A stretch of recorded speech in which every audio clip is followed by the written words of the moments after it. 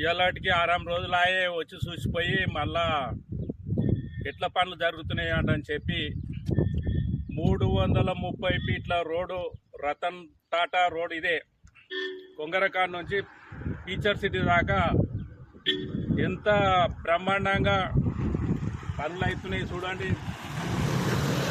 ఈరోజు ఇక్కడ చూపెట్టరా, అది మొత్తం చూడు శరవేగంగా. ఇక్కడ చూపెట్టు, అది చూపెట్టు, బ్రిడ్జి ఇదంతా ఈ గోల్కి బ్రిడ్జి కార్మికులు.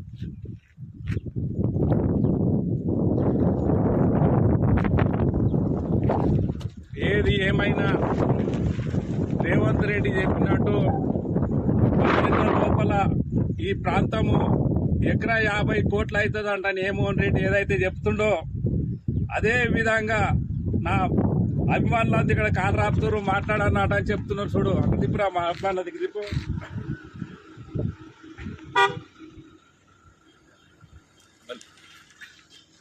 ఏదేమైనా 10 ఏళ్ల లోపల 1 ఎకరా 50 కోట్లు ఖచ్చితంగా ఈ భారత్ ఫీచర్ సిటీలో మోహన్ రెడ్డి ఏదైతే చెప్పిండో ఆ మాట కట్టుబడి ఉండి అందరు ఇన్వెస్ట్మెంట్ పెట్టేటోళ్ళు ఎవరైనా సరే, ఎవరైనా పైసలు ఉన్నోళ్ళు ఒక్క అర్ధ ఎకరా కానీ మోహన్ రెడ్డి మాట మీద తెలంగాణ రాష్ట్రంలో ఉన్నోళ్ళు ఎవరైనా సరే ఈ కందుకూరు మండలంలో మహేశ్వరం మండలంలో అర్ధ ఎకరా భూమి తీసి పెట్టుకోరు. ఎక్కువద్దు, మీ అదృష్టం మొత్తం ఇట్లా తలరాతనే మారుతుంది.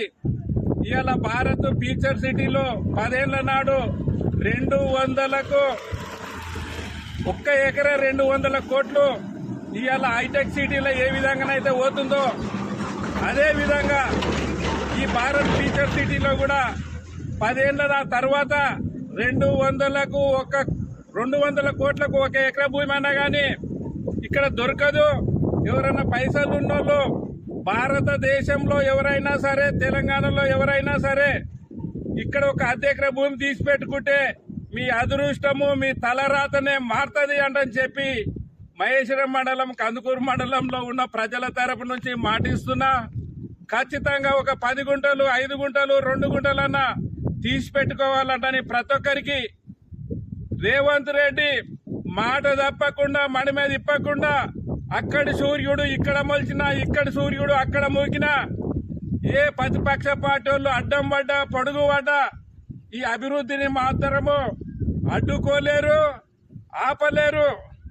ఎందుకు అంటే శంషాబాద్ ఇంటర్నేషనల్ ఎయిర్పోర్ట్ కు 30,000 ఎకరాల భూమి ఇంత దగ్గర అందుబాటులో ఉన్న స్థలము ఏ రాష్ట్రంలో ఏ చుట్టుముట్టు ఏ జిల్లాలో కూడా ఇంత త్యాగం చేసి రైతులు ఇవ్వరు. ఇలా కందుకూరు ప్రాంతంలో పుట్టిన రైతులు 30,000 ఎకరాల భూమి ఒక్కరోజు ధర్నా చేయకుండా, ఒక్క దగ్గర అడ్డుకోకుండా ప్రజల గురించి, తెలంగాణ రాష్ట్ర అభివృద్ధి గురించి త్యాగం చేసినాము అంటే కందుకూరు మండలం మహేశ్వరంలో ఉన్న భూములు అయిన రైతులకు అందరూ చేతులెత్తి మొక్కవలసిన అవసరం ఉన్నదని ఈ సందర్భంగా తెలియజేస్తున్నా.